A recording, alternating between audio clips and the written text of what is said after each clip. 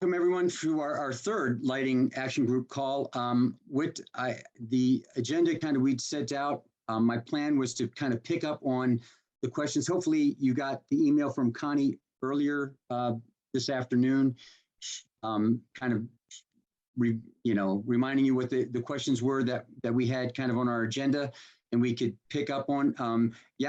Some of this is probably new to some of you, Russ, you too perhaps. I don't know if you've had a chance to look over those questions. The way we sent out that email, we've been using this meeting as a way to kind of verbally talk about or vocally talk about our answers to these questions and have a discussion around it.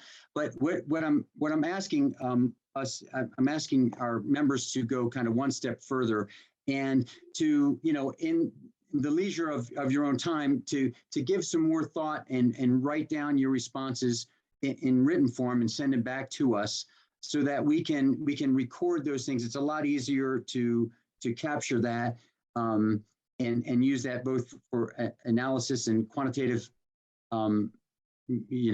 means going forward as we put together our responses, assemble our responses for reply to present this to Excel.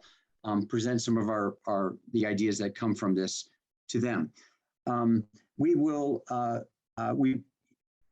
to get some sense not only of the topics that are important to our members, but also the relative importance that they are as we try to improve. Mostly the discussion has been around Excel's rebate program for lighting. So if you don't mind, in addition to our discussion points here today, take some time, put your ideas in writing to each of our questions, share with us how important that particular topic is to you and your business, and we will carry that forward. So you're asking them, go ahead. You're asking them to rank those, right, in order of importance? Well, not a rank, but just a simple rating. I just gave a three tiered rating level. So 1 would be of high importance to your business.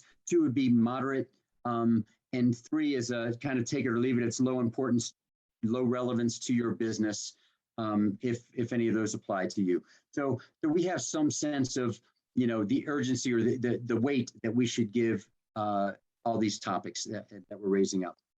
And could I add one too, for those who haven't been here before? So in the first 2 meetings, the group identified a list of the types of rebates, changes, as well as additions, what's trending in the marketplace that we really need to be looking at that'll create a better TRC for Excel.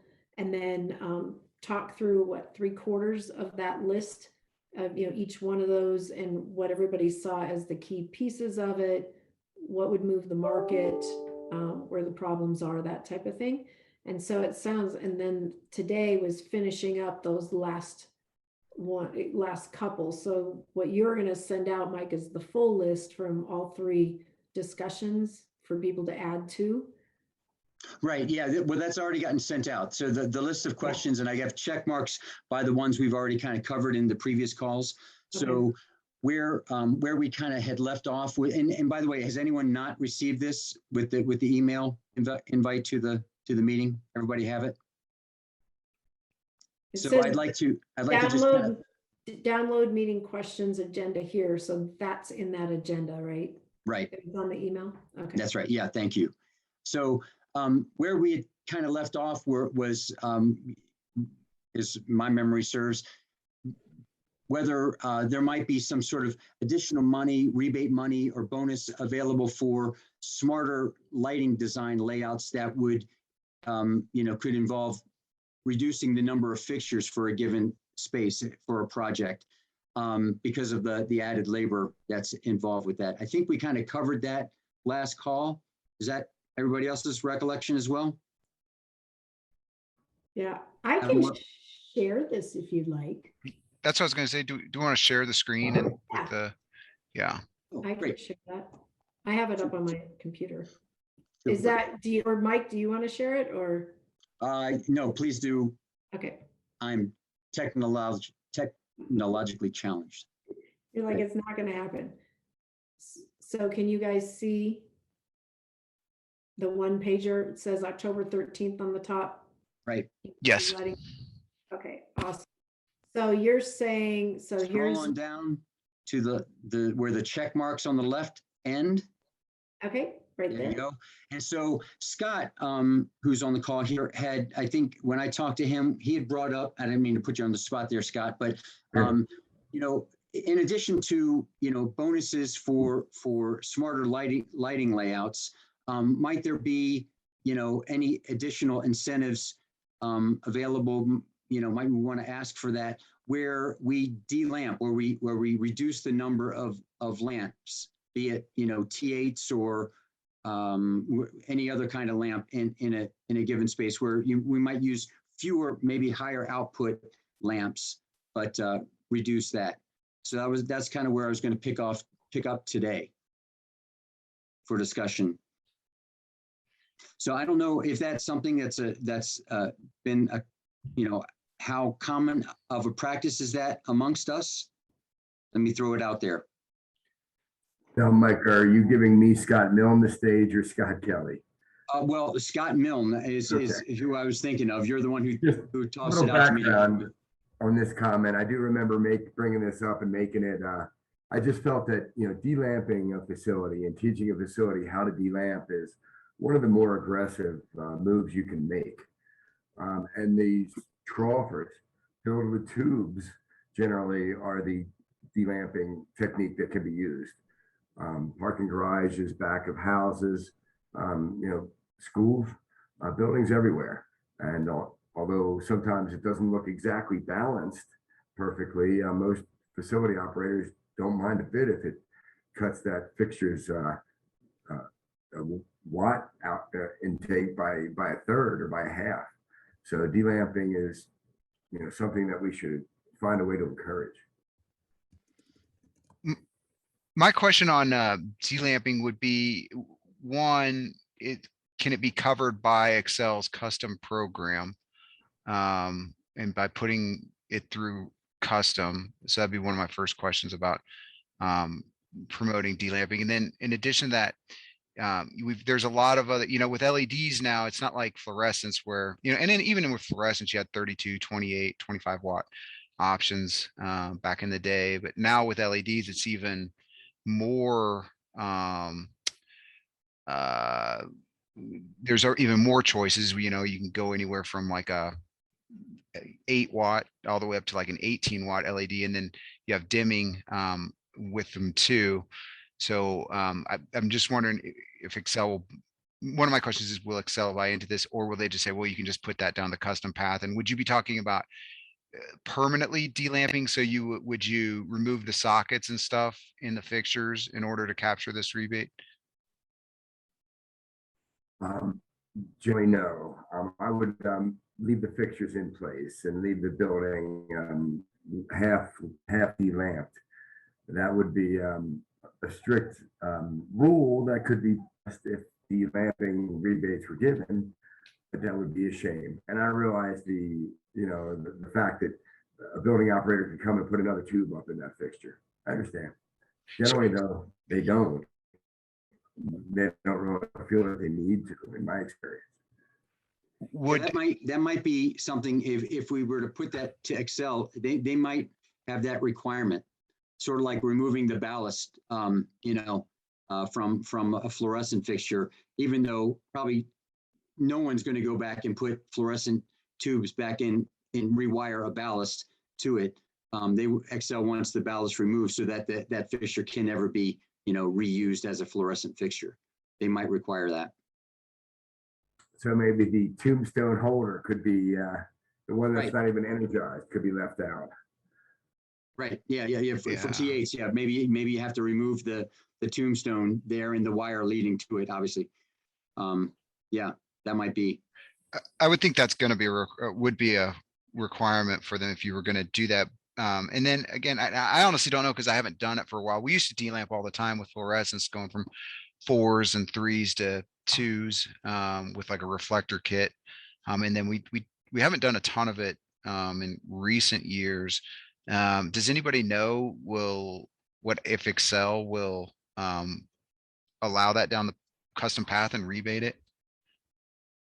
Hey, Scott, I know that Excel does that for like marijuana grow houses and Okay. greenhouses and stuff like that, because they're doing a lighting, output comparison there based on PPFD measurements and things like that. So if you're getting, a higher, lumen output from the LEDs, or can control it better with controls in conjunction with that for dimming, then I would think that would extend to the more, commercial space as well. And that's custom, right, Russ? Yeah, And all the grow house, greenhouse stuff is custom. and are you talking about when you're talking about in that scenario, are you talking about going from, I know you'd be going from like high pressure sodium and often metal halide in that scenario to LED. Are you talking about less fixtures in that, not necessarily lamps, but fixtures, right? Sometimes more actually, but the More fixtures. yeah, but with the A the lower wattage wattage. difference is Mhm. so great, and the temperature, the temperature is tuned in better, Yeah. color that the plants need and all that stuff. So that's a specialty thing, right? But And a Right. ton you less could do heat. something similar on a lumen output basis for your usual commercial type spaces too. Okay. Make that simpler, I would think. Because I think they've gotten away from that prescriptively, right? Recently. The delamping. Yeah. Yeah. Yeah. Cause you used to be able to do it like, it's probably been, I don't know, 4 years or something like that. I think maybe seems like it's been about 4 years since they did away with that delamping rebate. Yeah. So and I'd be kind of curious to know if they just weren't seeing a lot of participation in it, or if technically what the technical reason was for them doing away Drop with it. it. Mm. I But think yeah, that's the- they did have That's it. the sweet spot, is having something that's simple, understandable, and prescriptive, and which is easy. That will encourage building operators to say, "Oh, what is this delamping?" If we have to take it down the custom path, which I've always done, you can get aggressive rebates generally when you take away that many watts. I'm used to some of the custom programs being based on wattage reduction, which makes a lot of sense. You then don't have to address delamping. If you can come up with something prescriptive for delamping, that's going to encourage building owners to go down the easy path, and we get a kicker for delamping the building. Can I remind everybody too about how Excel reviews the proposals and what they're looking for in their TRC when they do their evaluation? And so you're saying that the delamping used to be an actual rebated program, a standalone versus something that would go into the custom path? It was prescriptive. There was a line item for it. I might even have one of the old applications here somewhere. But long story short, yeah, it was a prescriptive Yeah, and it measure. was usually for fluorescent tube, right? Correct. Yeah. So has the market changed now that with the, like you're saying, with the LEDs and whatnot, that delamping could get them better savings than it had before? If they had dropped it, it probably didn't meet the TRC or wasn't being utilized. Well, right now, I guess you'd have two options. You could go the prescriptive route, which would, the instant rebate route, which would be, say you have a fixture with 4 lamps in it, and you could reduce it to 2. Well, you're only going to get an instant rebate on the 2 you put in. You won't get any credit at all. There'll be nothing for them removing 2 of the lamps. So in order to get anything from that, you'd have to go through the custom rebate program, which is that mystery box that we're going to come to in a little bit. And see if you can get something in it that would be of greater value than the instant rebate. So they have the current program already, and it can be done in custom. And you're asking for them to enhance the program and add the watt savings to it?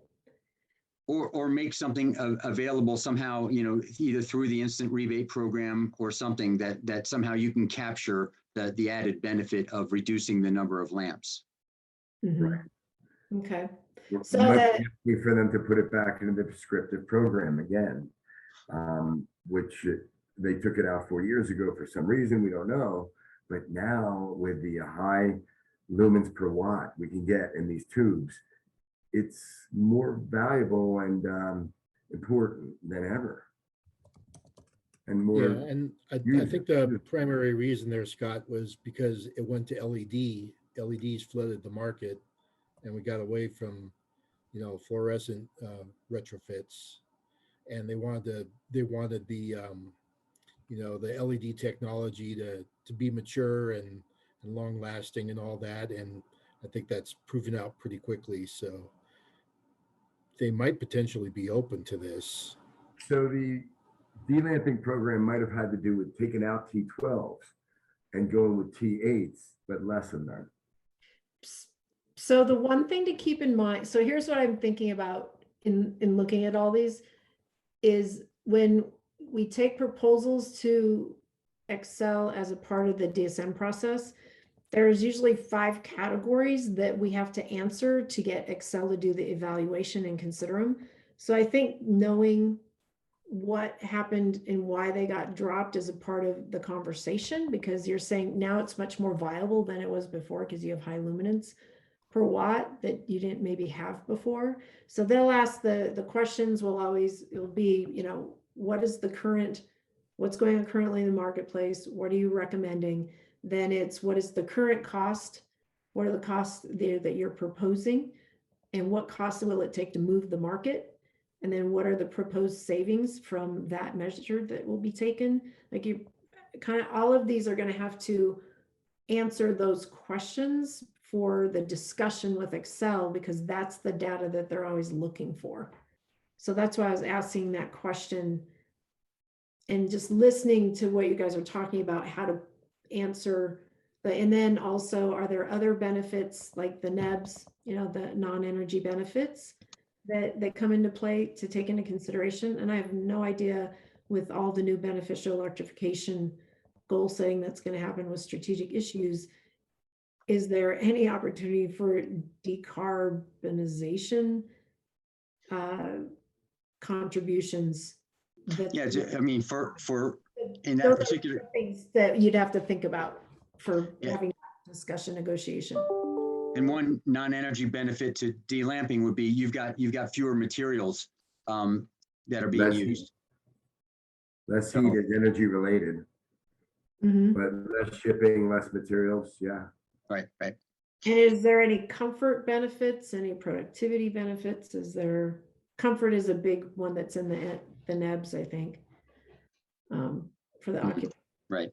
Well, Well, I can tell you one aspect that's really going to resonate with them right now, based on the last 2 conferences I was at in the last couple of weeks here, were just the way, electrification and when they're gonna, how the load shapes are gonna change for them, having that ability to control, potentially through lighting as an option with the smart controls. If you could combine that with the LED fixtures, that's something that's really going to pique their interest, I think, and they might be a lot more willing to get behind too, because that's the big unknown for them right now, is how things are all going to shake out. And Yep. the more control they have over things, that reduces their risk, and utilities are risk averse, right? So of course, LED brings several advantages. Yes, it's controllable. There's going to be less heat with LED always. It's better under security camera, which is a non-energy benefit always. It's better read by. I understand it lifts psychological, moods and things, and you can, with the light color, can create different moods. But those are all LED benefits, and I don't know that we need to sell those, do we? Well, I mean, I do think, to Russ's point, and that's one of the things on here, and that I would really like to push for, is these advanced lighting controls and better rebates for the advanced lighting controls, because it's honestly one of the first things that gets usually value engineered out of a project when we're trying to present a lighting project. And to your point, where they don't know what the future is going to look like because of you know, EVs coming online and all sorts of other things happening with electrification, that, you know, stronger rebates for advanced lighting controls. And even what I would love to see them do is some sort of perhaps assistance with consulting with putting these systems together as well, because it all sounds so simple when the rep comes out and tells you how it all fits together, but in practice, when you go out to put this stuff in, it takes quite a bit of like thought process and a lot of thinking about how to make things talk together and communicate, and making sure that everything is commissioned properly and stuff. So to your point, Russ, I would really like to push for the controls and more rebates with controls. You think they'd be open to that, Russ? And especially like nighttime lighting, you know, like nighttime lighting controls as well is something that you really can't get a rebate on right now, that I think, you know, in the future could have more benefit because of people are going to charge their cars at night. Well, the load shaping is going to be the hot topic of the strategic issues, you know, driving like what are the criteria that they're going to be looking for to evaluate, you know, these types of programs going forward. It's changing. So I think that if you have a good list of like the current values and then maybe your projected opportunities, you know, like benefit opportunities or benefits of the measure, like load shaping and things like that. That's the kind of stuff they're going to be looking for in their evaluation of the ideas that you're bringing forward. They're going to look for that, you know, how are they going to look at the criteria for it to hit their TRC, which might not be TRC like we've known it to be in the past. Yeah. Right. Yeah, I mean, Excel right there's now just- has so much ample nighttime energy that they can throw it away, and they're not interested in rebating nighttime projects pretty much. But in the future, if they really are charging EVs at night, they might be very concerned about nighttime energy use, and then nighttime fixtures, nighttime controls, big time. Yes. Yep. So So it's kind of like here. It's almost like you guys are discussing this in what it looks like today in the evaluation that Excel would do of your proposals, each of these, and then maybe giving that eye to the future of if you're going to need to shape and shift load and that's going to look different, here's an opportunity with a lot of watts that might be helpful for that. So I think that I'm just trying to come up with the criteria of your discussion. And like, as you guys are talking about it, to be thinking about it in those categories. And when you actually sit down with Excel. Yeah, because again, there's so much unknown there, even on their side. You know, people are speculating that, yeah, it's going to shift to later on with being able to, you know, charge from EV batteries and stuff like that. But that stuff's all, you know, 5 years plus down the road, probably. Well, no, it's going to be saturation there. I it's mean, gonna maybe be in Denver. Yeah, it's going to be written into the plan next year. Yeah. So that's what's crazy about this strategic is their 5-year goals, and they're going to start that in March and get that in place, which is going to talk about these kind of new speculative criterias that you're talking about, Russ. And then they're going to work on their DSM plan after that for 2023-24, and they're probably going to push all of that to 2023. So we're just going to get an extension of 2022 into 23 until they get those strategic issues that's going to have this kind of criteria written into it. So right now I'm just thinking ahead that maybe I liked your speculation. Maybe it's like speculation for strategic influence criteria or something. And like you mentioned a bunch of really good ones already. I think that's all you have to do is this will be helpful for Excel, create value. Like, why is our action group coming and talking to you? Because we want you to know where the opportunities are going to be for lighting with this new strategic issues and the new 23-24 plan that's going to incorporate them. So, Well, the Denver sustainability. Wait, let me just throw in this point real quick, Mike. Sure. Denver Sustainability Coalition and the HVAC working groups Mhm. are really pushing heat shifting. They want to shift away from even natural gas for nighttime heating and go to electric in Right. condos, buildings, houses, residential. They're going to do everything they can to shift everyone to electric heat over the next 10 years, Yep. including big buildings. And Denver is going to be releasing their new 2021 net zero only buildings being built going forward in 2023 or 2024. And they're also going to be putting a new permitting process in place. And that will include that if you want to put gas into the home, that the developer builder would have to do a $10,000 feasibility report why gas would be better. So that's all going to be hitting. So everything you're talking about, like shifting the heat load and the watts and everything, it's exactly what you're saying, right? Everybody's pushing for it, and the codes are going to be net zero in 2020. Well, Excel, hopefully people that are predicting the future, they must be predictive. And yeah, they're hearing from every direction that we're going to need more nighttime energy. Mhm. Yeah.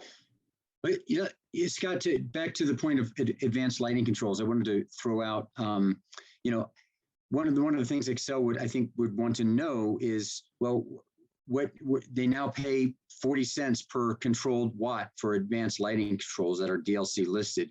What would be the dollar amount that that would be needed to get these more broadly adopted? And I don't know that you have to have the answer right now, but I like us to be thinking about that. If you do have some ideas now, throw them out. I don't know, have an exact figure in front of me, but I think it probably needs to be at least double what it is right now, is the honest truth of it.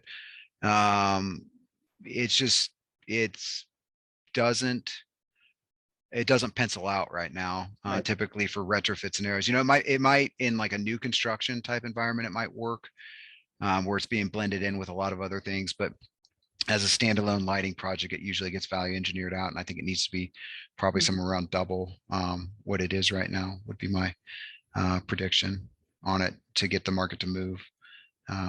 We've done some of these projects, but it's usually like a fairly, a customer's got a fairly specific goal, or they've kind of got it in their head already that they want to do that. Whereas like, if you're trying to bring it to the table as a new idea for a customer, usually it gets value engineered out. So, but yeah, I'd have to think about that more and do some more math on it to see like what I think would get the project to sell. I think the goal is, as it stands right now, usually it hurts the payback of the project is what I found. Right. So, if we could get it to a point where it's helping the payback of the project, I think that'd be a good start. Anybody else want to weigh in on this? Yeah, one other I thing. guess I have a Yeah, go ahead. Real quick. One other thing to Scott's point, though, is they're making the fixtures now with the sensors as part of that. Right. It may not require all that. It's just a more expensive product. Like the parking lot lights have those sensors in them. Even stairwells, the little skinny fixtures have sensors that literally in them, and you can do it differently. It's probably more accurate if you have individual sensing, but the fixtures would just be more expensive. Right. But Actually, that's a topic that I have here: standalone controls versus the network lighting controls that Scott's talking about. And they're all kind of the same. They all blend together with one another. And, Yeah. the integrated controls into the fixtures can be, incorporated into advanced lighting controls. But they all still take, like, regardless of what anybody tells you, they all still take like a certain amount of commissioning to make sure that it all works together properly and things like that. And that the staff who's putting it in their building is trained on it and stuff. But yeah, we didn't mean to interrupt you. Did you have something to say too, or you had a question, I think? Yeah, well, I forgot what I was gonna say, but I want to tag along on what you just said. To me, I think like these kind of small standalone controls, they are actually much more suitable for smaller projects, right? And then some of them actually require minimum commissioning. Yeah. And that might be an advantage for like for Excel to make sure they can actually capture the savings, but not just putting in the sophisticated systems that not generating savings at all. And the other thing maybe to consider is for network lighting controls, not the standalone or more full-blown network lighting controls. It's got a lot of other capabilities that might be of interest to Excel. You were talking about the load shaping and perhaps demand response. I'm not sure if anyone's looking at demand response, but only full-blown network lighting controls can do demand response, right? And then they can also do energy reporting. And I'm not sure whether this is going to be of interest to Excel, but I do know other utilities, they would require the customers or the contractors to submit the energy report from these network lighting controls to verify the savings. And some of them actually calculate the incentives based on the actual reported savings. So Yeah. you're saying that the controls, like that is like a speculative benefit, not even speculative. It's really, you're saying for demand response programs, especially if it was commercial, there's huge value to have controls if they want to do events and demand response. Yeah, like load shedding for sure. And that, that's one of the things Excel right now is having like roundtable meetings about is their demand response programs, right? And that's why I think these technologies really tie in well with where they're going with these demand response. I don't know if anybody else is sitting in and listening to Excel's demand response meetings, but they're going through like they're tweaking their programs right now. And I do think that these technologies fit in really well, to Yao's point, with that. And then the idea of being able to see how much energy you're using and able to actually like, with concrete evidence, be able to show here's how much energy you're saving. I would think there are advantages to that to Excel. Yeah, so just so you guys know, demand response working groups, that is because of the EEBC that they're even having those conversations. You have 3 companies that got together and submitted one of the proposals last year in the DSM, and it was requesting them to do a more advanced pilot with demand response and energy efficiency combined. And they came up with those 4 working groups as the solution. I feel like they're reporting out more than having the brainstorming discussion we expected, but it is getting on the radar. Also, Scott, I like that you mentioned that because they said that the DR response is in 1.0 and they have a version 2.0 and the 3.0. So I actually am looking at this going, DR working groups, 2.0 solutions, from lighting controls, that's something that might catch their eye a little bit. So yeah. Just to note that you want to enable, in my experience, you want to enable the DR capability in lighting control systems. It's going to require high level of commissioning. So this is not going to be an easy lift. And I would agree with that. Yeah, statement. I'm not sure if Excel will have the appetite to like try to verify whether it's like commissioned correctly and can respond correctly. Emergency drivers will now be much more important if demand response programs are put into place. Right, some lights will come on when the building has to close down certain aspects of it. Well, hopefully it'd be wired right, and that should, as long as it's wired right, that hopefully would not be an issue.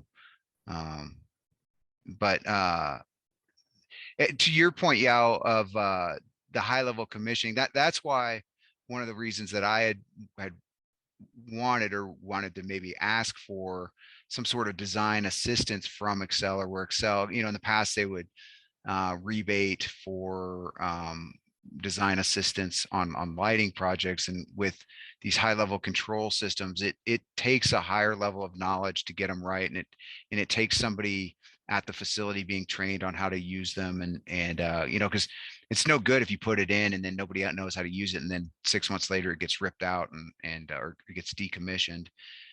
So I think that having some sort of design assistance would be a nice feature that would promote more persistence in the long run with these control systems.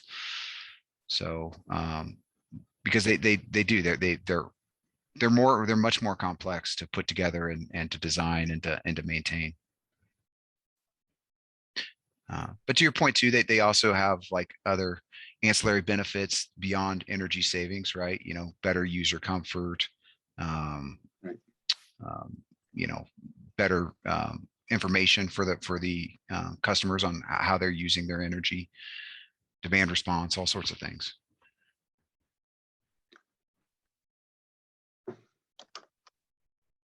It sounds like we have a basic consensus of opinion on I mean, the potential for advanced network lighting controls, advanced lighting controls is great, but we need some more incentive to be able to sell that.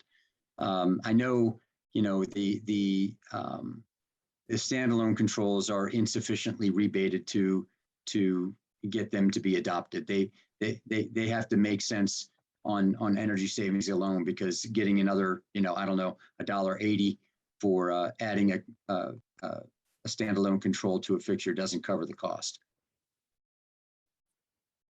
Yeah, agreed. It won't move the market. No, not at all. I mean, it's almost an insult. So, I mean, that's one I see the potential being, see there a lot of potential there for the standalone controls that aren't, as Yao was saying, that don't require much in the way of commissioning, if anything. Yet the benefits can be really, really good. So I personally would like to lobby for stronger standalone controls, even including for outdoor lighting. Scott and I talked earlier about, for outdoor lighting, security lighting, you have wall packs on buildings or area lights or whatever, and they're blasting full, full output all the time. Now, LEDs are considerably less than traditional lighting, but, oftentimes you don't need to have that. You just need to have some light out there. And so that having the ability for bi-level dimming, for example, when there's no one around, it can dim down, still provide some light out there, so it's not completely dark, but will brighten up upon motion being detected. So that it would be nice to see more incentives for that.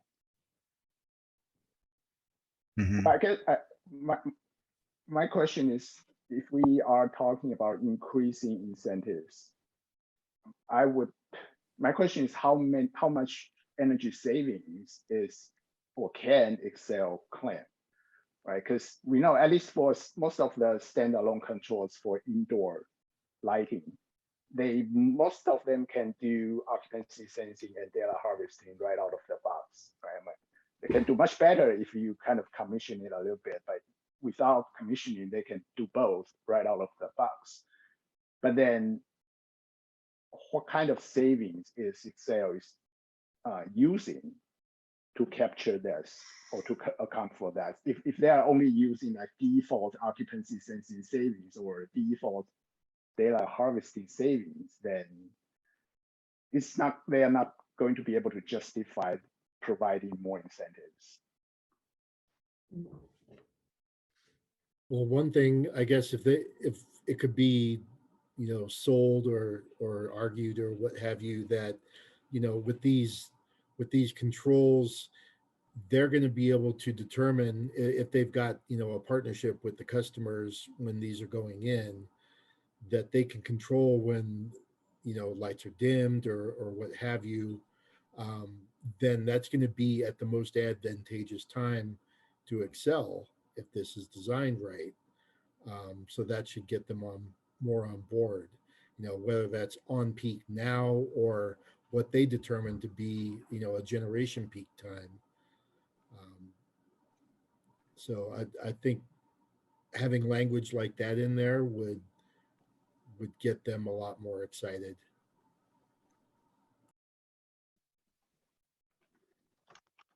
Good point. Yeah, and just want to bring this up. There is I don't know if you've seen the study, a 2020 study by MIA and BLC about the energy savings potential for network lighting controls.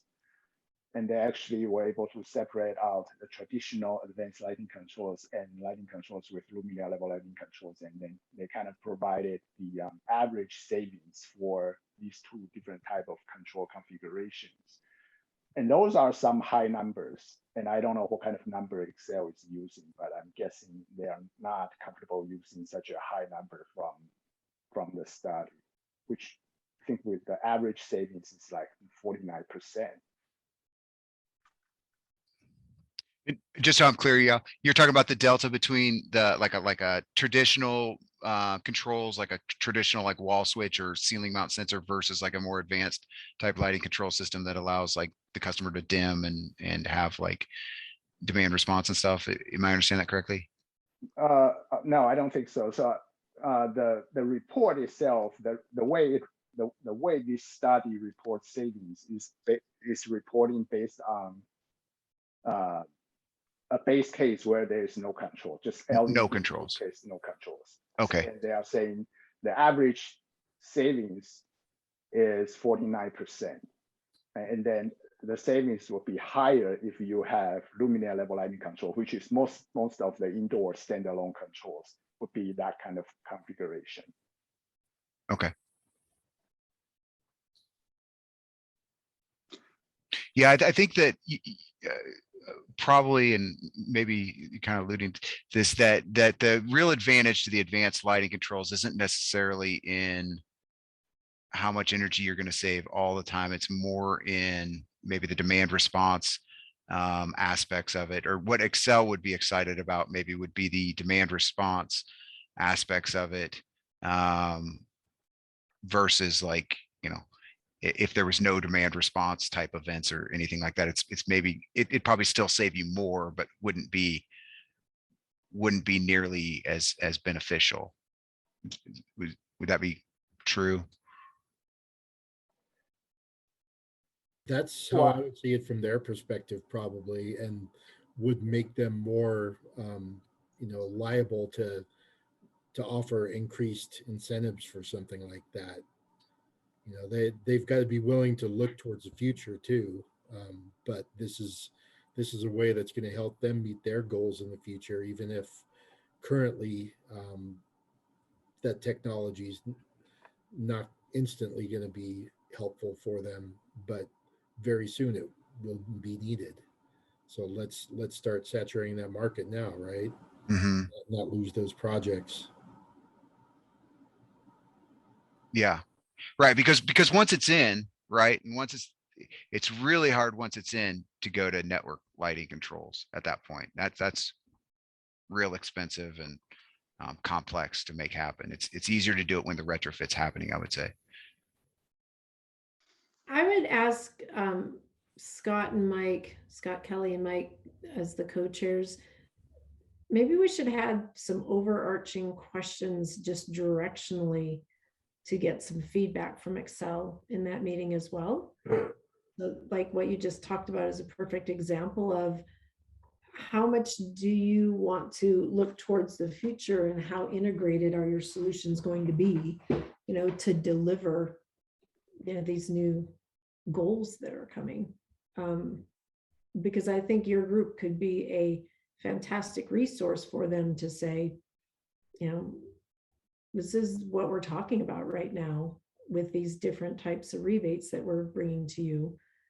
And I think we need to understand that, because they might ask you to go further with what your discussion, or they might say, we're not ready, but we're going to be ready to talk to you in July next year, So maybe start, Nick, I know you're taking notes.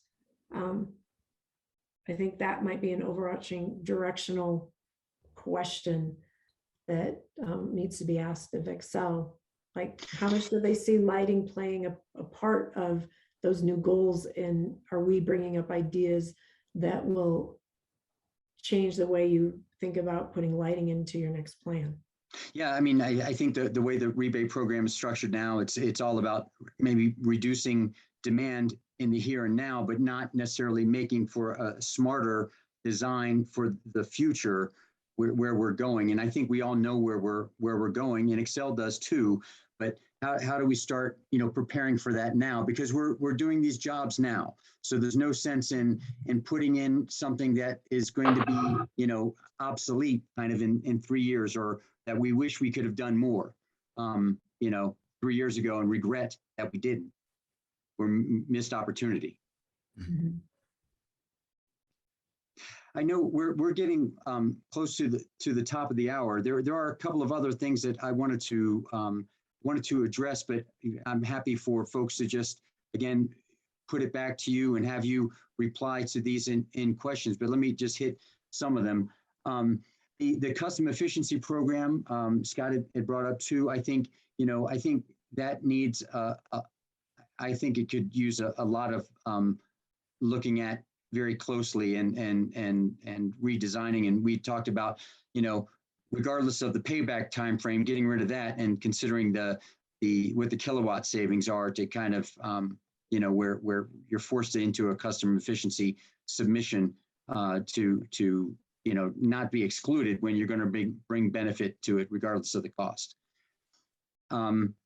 Some other things that I know, just while we've got some folks here live, is it your sense that if on-bill financing, if Excel or there was some mechanism for providing on-bill financing for projects, do you think it would gain greater traction? Whether the lighting project that we do today would get rolled over and financing would get built into their Excel bill, and over a period of 4 or 5 or whatever years, just added to their bill. Wonderful idea. Sorry, Scott. It's a wonderful idea. As the bill plummets from the lighting going in, they've got a little extra on there because they've got a new payment in their bill. It works. It's a wonderful idea. Anybody disagree with that? Anybody think it would not be helpful for our projects? And the silence is deafening. Okay, so I agree. I'd like to, I think I'd like to introduce that or see what Excel's thinking is about that. And then also the concept of the rebate process itself. I don't necessarily want to answer this right now, but what about the rebate process from our end of handling it for our customers? All the steps that are required for that. Is there anything that we find that we get snagged up on, or anything that we might be able to improve with that process that would make it easier for us, easier for our customers? I know for one example, that one thought I had, it'd be really nice if customers had some visibility as to when their rebate check was, when they can expect their rebate check, or they had some way of monitoring that, like you have knowing when Amazon's going to deliver your package to your door. It'd be kind of nice to know, or they would like to know when they can expect that money, and not just have it hanging out there. Any thoughts on that at all, folks?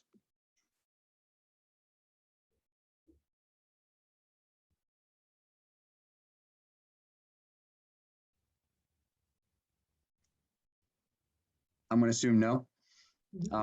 Okay. So, and then lastly, I don't know what other topics that you have in mind that you think would be beneficial to in this case, Excel's lighting rebate program. What other things that can be done? So I kind of have that as an open-ended question at the end. Would really welcome your other thoughts that we haven't addressed so far. We are now at the top of the hour, so I did want to put out, Patricia, we were thinking about trying to get informally in front of Excel as early as the first half of November here, and that's my objective, to kind of start floating have beginning conversations with them next month.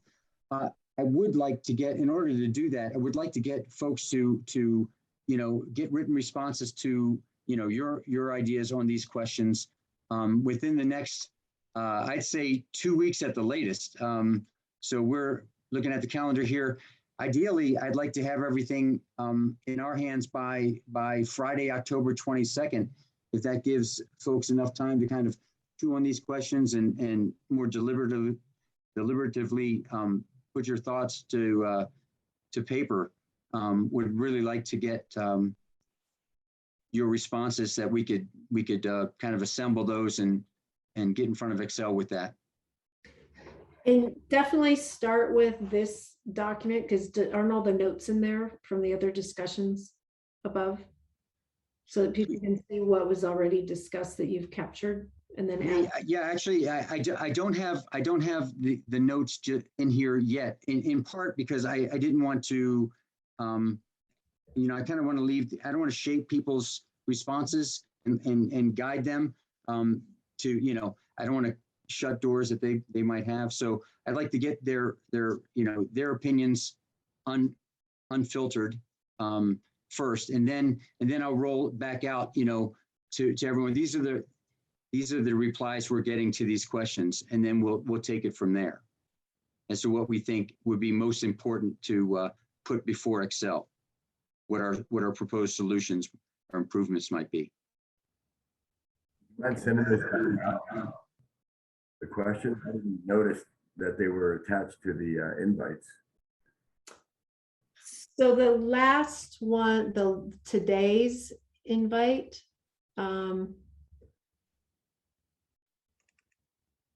has this download meeting questions and agenda. So the questions are there. Do you want to, I can re-forward this to everybody. Yeah, I can send them out. Okay, awesome. So just like Right that. there. So if you click on that, you will get this document popping up. Okay. Oops. Guess I can take off my screen share. Mike? So, all right. It's Connie, you Connie. have, go ahead. Quick question. Do you want to schedule your next meeting for the lighting action group? Yeah, I would. I mean, now as we approach November now, we're getting into the holiday season. So I would like to suggest that we meet again, maybe Wednesday, the 10th, 11:10. That would work for me. That is the day of our board meeting, and our annual planning day is on the Oh, right, you are. Yes, Sorry, I don't have that calendar up. day for me. A lot going on at EBC those 2 days. That's right. That's right. Okay. How about the Um, 17th? We could do the 17th. Yeah. Yeah, maybe we can try to, we'll see what we have to request from Excel, what their availability is, but maybe we can have our meeting with them just shortly thereafter.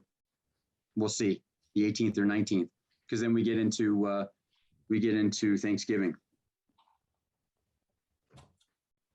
All right. I think this Wednesday afternoon tends to work pretty well for folks, so I'm happy to keep it. Okay. Okay, any parting words, anyone? No. Nice. Good discussion, you guys. Thanks Uh, for. Hey, Go ahead, I had, Scott. I had a quick, Patricia, do you have 1 second? I want to ask you one other question, not related to this, but would you have a second to just stay on? Just take a Yeah, minute. absolutely. Okay, thanks. All right, thanks, folks. Yeah, please do spend some time with these questions as much as you put some thought into it and send it back. Connie, are you going to be the recipient for those? Where should they email it back to? They can send them back to me. Sorry, they can send them to me and then I can forward them on to you and Scott. We can decide if you want them compiled first.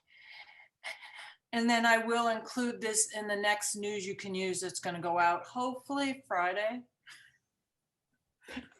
Do you want all that? You mean the detailed responses and news you can use, or just? No. Mike and I had talked earlier about sending out these questions to the whole membership to get their input if anyone would like to. And then we'll just have them send their responses to me or to our email. Is that okay? Or we could first ask, I don't want to bore HVAC members with these kinds of questions. We could first ask for any of those who've not participated in these calls, if they would like to weigh in on it, and then we could follow up with the questions. Yeah, I might do it like with a little bit of a highlight, and then they can download this Perfect. form. Yeah. That'll work. That'll work. Great. Okay. All right. Thanks everyone for your time today and for joining back. We'll see you on the 17th of November. Perfect. Thank you. All right. Thanks, Mike. Hey. Thanks, everybody. Thank you, Bye. Scott. Take care, everyone. Hey, Connie, Jesus, Patricia, I wanted to ask you about EV charging. And if are you guys, I know we talked about this a little bit in the past. Is that in your guys' wheelhouse? Is that something that you guys are interested in playing a part of? My concern is, and I got the IEC RM involved in this conversation a little bit too, but I've been watching all of this fairly closely in the developments that are happening, and we do a lot of work in that field now, and I'm concerned with the direction that it's going and how it's going to affect businesses like ours is opportunity to play in the sandbox, I guess, if you will.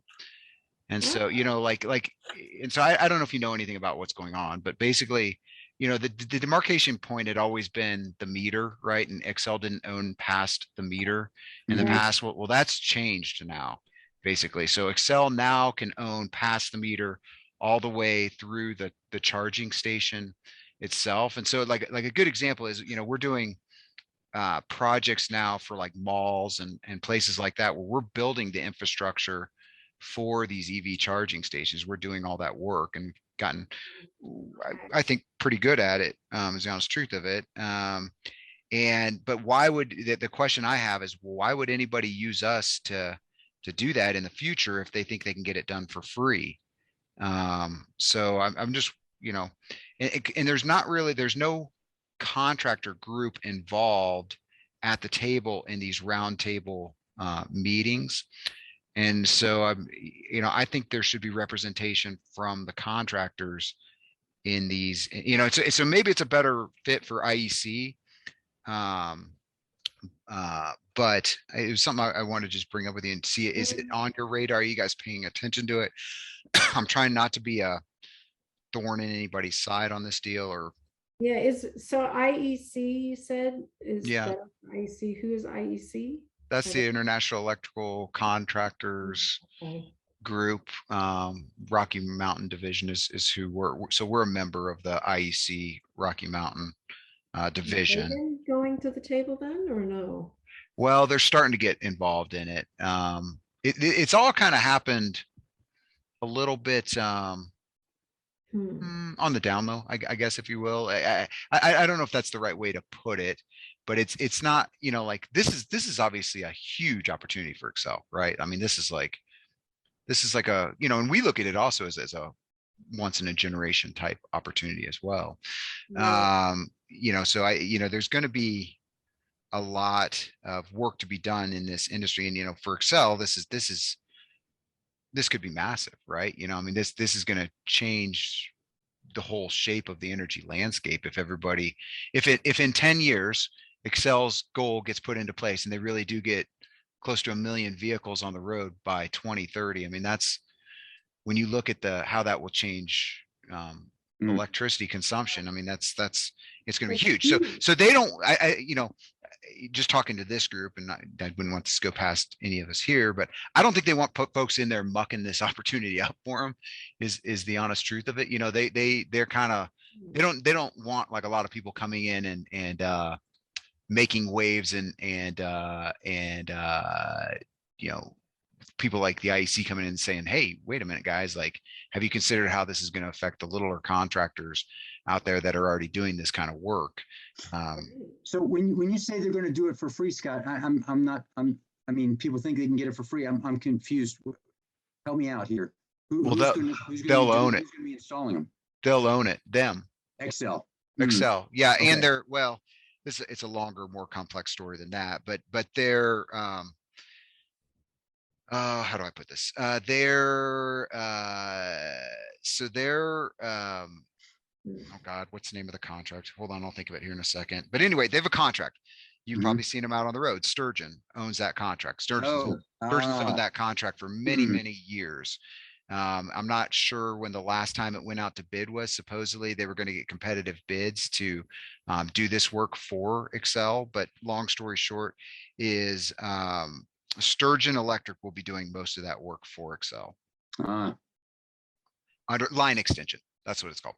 Their line extension contract. Well, that line extension contract, like not to go too far deep into the woods on it, but like the line extension contract covers all sorts of things. Like if you have like a transformer that blows up, or if you have a substation or something like that that goes down, like their line extension contract covers Sturgeon going out there and being able to do that work under Excel's umbrella. The truth of the matter is there's only a small handful of companies that could actually implement that line extension contract. There's, and Sturgeon's by far and away the one who could handle it the best. The EV charging piece of it, though, and the stuff that we're doing, there's all sorts of companies like ourselves that could be doing that type of work. So, so when they say they put this out to competitively bid, I'm not sure that they really did. I think that utilizing Sturgeon was probably the path of least resistance for them and the highest level of comfort for them to be able to implement this. And so again, we're just trying to figure out, okay, how does this affect our business model and what we're trying to accomplish as a company? Because we look at it as an opportunity, an awesome opportunity too. And we've built some great relationships out there with companies to implement these stations. So I don't know. I was kind of curious, Patty, if Patricia, do you go by Patty ever? No. Sorry. I cannot get, I keep screwing your name. I know that's the tomboy growing up. Yes. Okay. Patricia, sorry about that.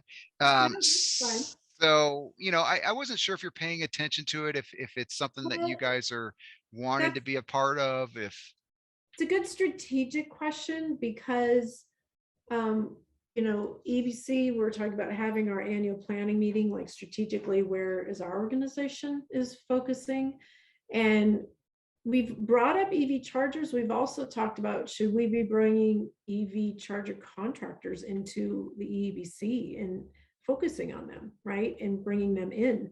So that's, I thought it's interesting, like your, energy efficiency electrician piece, right? They're talking about, and we've kind of said, yeah, we think we probably should. It probably fits in directionally, as an energy efficiency contractor is kind of our wheelhouse, right? So we've talked about it. The other piece is that the Energy Foundation has given us a chunk of money, and it's all the stakeholders that are in that group, and then the little old EEBC with our contractors, and they're all the policy wonks, right, that are doing policy and legislation. And they talk about this group quite a bit in that group, in that they fund all these organizations. That would be something that I would go, should we be asking the Energy Foundation for some funds to get involved with that? Like, say, how many companies do you know, Scott, that you would say, yeah, that really probably need to be a part of this conversation in a different way as the small businesses instead of as the electrician association? Is that what you're saying? Yeah. Yes. And, I'm just trying to think of the best route to come together, kind of what we're doing here as a collective voice to Excel. Like right now, like people that are stakeholders in the well, that were interveners in the process, and then that are now stakeholders in the roundtable meetings. It's a lot of manufacturers, and the manufacturers, they're probably not going to care that much about like how Excel is, as long as product Who is puts getting it out in the right? in As the long as we market. sell 'em, Yeah, right. as long as they can sell them, they're not too concerned with how it gets put in. So, but Right. you've got manufacturers, you've got like Sweep involved in it, you've got Western Resource Advocates, you've got the PUCs involved with it. Obviously, they've got their own like kind of almost like a counter advocacy group within the PUC that kind of is offering like a counterpoint to a different group with it. So like some of the PUC is for it and some of the PUC is against it, and so they're kind of arguing both points within their organization. And I'm trying to think who else is an interviewer or Is stakeholder. NRDC in there? What's NRDC? NRDC, what do they stand for? National Resources Defense Council. Resources. Defense Council? No. Like the Office of the Office of something council. Consumer Council. Consumer Council. Thank you. Yes, the Office of Consumer Council is an intervener. Who else is an intervener? Anyway, long story short, there are no contractors or no contracting groups involved in this, and I'd been talking to the IEC about it, and I think they're interested in playing a role in it. They had their ironically, they had their national trade show, and it was last week, and it was actually here in Denver. So the Rocky Mountain chapter actually hosted it here, and so they were slammed with trying to make sure everything went off without a hitch. So I think they'll be more involved with it now that was over. That ended, I think, on Friday of last week. So I think, they'll be more apt to play a part in this. But, and I don't know if you work with those guys or not, or if there's ways to like partner and like be a, like yes, so there's a couple things. So when we've participated with Excel in the DSM process, we've created alliances with Sweep, Colorado Energy Office, WRA, NRDC, Sweep, I said Sweep, but Office of Consumer Council, they're the ones that pushed for us to have the DR working groups. Okay. The DR working groups, so the DR pilot idea was zero interest to Excel, like they were blowing us off on that. And then what happened is those group, Colorado Energy Office, Energy Outreach Colorado, 5 other organizations that we talked to said, absolutely, they need to do better demand response. We're going to support your proposal. And that's how the DR working group, we got reignited, and they came up with this working group process as an answer to it versus saying they would explore pilots, right? And so, but the Office of Consumer Council, we had an alliance with them. We had a meeting with them, even, which they're always against anything DSM. So, because they feel like it takes money out of the consumer's pocket. However, now that demand response, they look as putting money back in consumers' pockets. So that's interesting. Yeah, so they're starting to shift, and Sweep has been working with them to educate them more, and they're starting to take a harder stance on things. So one thing I was going to tell you is, the one thing I thought was interesting about kind of my research on this and talking to different folks, because I ended up, I called like Howard Geller, and I called some other folks that are involved with these sorts of things. And, from their perspective, and I can understand where they're coming from on this, is they're maybe not as concerned with this as someone like I would be too, obviously, because it could affect our business. Sweep is obviously concerned with how do we, reduce carbon emissions and improve energy efficiency and move more towards electrification. And so they, and I don't know if you guys would maybe even think the same way, but the long or the short of it is I don't know for sure that this isn't the fastest way to get EV vehicles implemented, although I suspect it's not, because I can't even get a meter put in at my neighborhood monument. We've been trying to get a meter put in for 2 years at my neighborhood monument.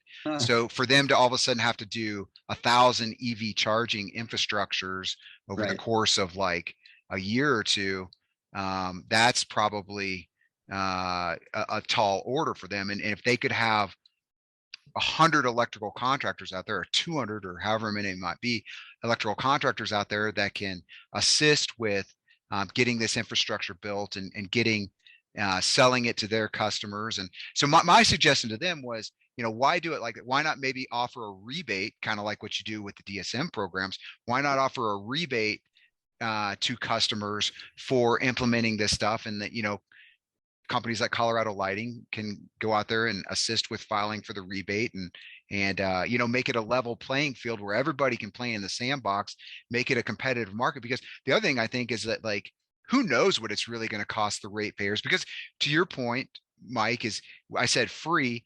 What's not really free, like somebody's paying. The ratepayers are paying for this on, So like, and whenever somebody uses it, right, they're going to be Excel sees it as a revenue source. Right. Yeah. Exactly. So, they're going to have different models where like the customer can own the EV charger, or Excel would own the EV charger. But long story short, that infrastructure, those are decent sized projects, and like there's a lot to them. There's a lot of civil work. There's a lot of concrete work. There's boring work. There's electrical work. There's painting. There's signage for putting in front of the, all these different things. And I guess to have a competitive market, I think honestly would probably save the ratepayers more in the long run, and allow for a faster adoption rate, and allow for things to get implemented faster if more companies can play in the sandbox and be a part of this. And again, I'm still a little unclear of how it's going to affect us. Maybe it doesn't affect us at all, because only a small percentage of it goes down that path of Excel building the infrastructure. Maybe end users don't want. Sorry, I know I'm going off on a tangent here, but maybe end users don't want Excel owning infrastructure on through their mall parking lot or whatever it might be. But I'm concerned with it, and I would like to have an open discussion with them to make sure that again, that companies like us can play in the sandbox. Well, and I was thinking too, Scott. I mean, Excel's a threat, but also the larger. I mean, this is part of the infrastructure bill, right? The larger program to, if it ever comes to fruition, then to have whatever umpteen billion EV charging stations around the country, right? Well, who's going to be installing those? Right. And is the federal government going to kind of take this whole thing over, and then, subcontract out to all our local, who knows what that's going to look like? Right. That could displace the whole Excel initiative, though. And they're probably not even thinking, lighting contractors are electricians, like they're probably narrowly defining who's going to play in the sandbox too. Right. Yeah, I think Scott, I think they probably erred towards simplicity, and just it's good. It's much easier for them to have one contractor who's responsible for it all, one subcontractor, and then they don't have to worry about managing 1,000. Right. Yeah, there's a built-in trust to using Sturgeon for sure, and I know those guys do. Don't get me wrong; those guys are good. They do good work, and they're good at what they do, but they're not the only ones that can do that. That's for sure. That type of work. Right. So anyway, I just wanted to put that out there to you, Patricia, and see if it's on your radar, and if it's something that you guys are interested in, let me know. And I'm going to continue my discussions with the IEC about it, and I'm going to continue to try and sit in on the roundtable meetings as well that Excel has for those. Maybe it's December, but our next quarterly membership meeting is Buckle Up for 2022. And it's about what's coming and what we're participating in. And I wonder if we should have, we're gonna have a lighting committee report out, the heat pump report out, and we haven't started our insulation air sealing group. But I think this might be something to be posed and ask for people who are interested in this, and see if there's 4 people who speak up, 4 companies that say, yeah, we've been concerned about this. I don't have a problem with us, when the lighting action group reports out, says, here's what we've been up to. And we're also have a concern, in this area with the EV charger group. We'd like to, anybody who's interested in having more discussion on this and is seeing this as a potential limiting factor in the marketplace for our businesses, let us know. Like, maybe you start a small group, or we reach out. Like, we could ping the group that way, or we could also put it into our News You Can Use. Are there any companies that are interested in talking about EV chargers and the small contractors being a part of that planning process, or however you want to pitch it? Yeah, I'd be curious to know if other companies are paying it. Yeah, I think there's probably not a lot of folks that are maybe watching it or that know about it. So it'd be good for people to know kind of what's going on, I guess, with it. Number one, and then find out who all's out there that is that's in our industry that's doing this type of work, and if it could, if you had like some information on it that maybe some bullet points, or so brief, maybe even like 1 page, just to find out, like, hey, do you think this could potentially affect your business and what you're doing in the market right now, so that people are educated, or somewhat educated, so they know what's going on, and if they want to dig further into it, they can. But did you know that the EV chargers are just focusing on electricians, and there are other companies that can deliver that part of the EV charger services? I thought it's interesting, the list that you gave. I'm like, I didn't think about boring and signage and concrete and all those things, and that is why we had kind of brought up the EV charger. Should we be a part of that? Should we be reaching out and to those manufacturers to give us their contractors and contact their contractors and say, they probably don't even know that this is happening. That's how these things get decided, because right, the contractors don't hear about how these things get decided unless they're in a group like ours and been reached out to somehow. Yeah. I think that's exactly, you kind of hit the nail on the head, that I think most contractors are real busy getting it done, right, and not paying attention to the policy side of things. And my company will be so happy if I join another working group. Let's see. The money is in EV chargers, right? And it's going to be big. Yeah, there's going to be chargers is under the regulatory filing for the TEP, so it's under the transportation energy. What's the P stand for? TEP stands for Transportation Energy Plan, or Transportation Electrification Plan. Yeah, so everything you're talking about is under that, and that's where all the money is, because when we submitted the DR, the DR pilot proposal, that Excel needs to do 2 progressive DR pilots, and ironically, Emporia Energy has smart meters, but they now have EV chargers, and they now have batteries, and they now have smart plugs. And that's all been in the last 2 months. And, that was a year ago that we went through the DSM process, and they latched on to the EV charger part and said, oh yeah, we might have you pilot your combination of your smart energy management devices with their EV chargers and other EV chargers to move load, and all the money's in TEP, so we're going to move you into TEP. I'm like, oh, well, we were just trying to get a DR pilot, but if Emporia is going to have the opportunity to do that, they're gonna do it under a TEP, you know, because that's where the Yeah. money is. Right. But I just thought that was interesting that that whole group, Recurve and Emporia, got kicked out of the DR piloting process, or not kicked out, but definitely moved over to solve a different problem for Mark Schoenheider and George in the TEP plan. Emporia is that a manufacturer? Or what, Yeah. I don't know them. I'll have to Yeah, look them up.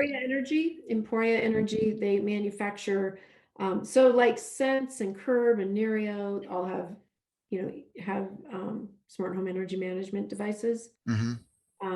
Emporia is like a new entry, probably the most progressive one out there. But they have one that goes into the actual electrical panel Uh-huh. and has 16 charger, you know, CT clamps to do sub-metering, and so they do by the second Okay. metering. And then they also have the smart meter, the AMI utility connect, which is a little plug that goes into an outlet with 100 feet of the box of the meter, Uh-huh. and does the same thing. If you put the smart plugs on, you can get the by second graded tracking instead of just the 7 to 15 minutes that comes off the AMI meter. And then the app actually speaks and talks directly with their EV charger and talks with the battery, so that they're going to be able to shift shape and move load for a home and do all of those things through one app. Oh, that's cool. I'll have to look them up. I'm not familiar with them, but I'll look them up. Yeah, check them out. I mean, if you guys are doing, I mean, as lighting company, you might, I don't know, you might be able to prove out, like if you do an install, putting, you know, like and their monitors are inexpensive, and yet they have like a 5.8 or 4.8 rating with Amazon.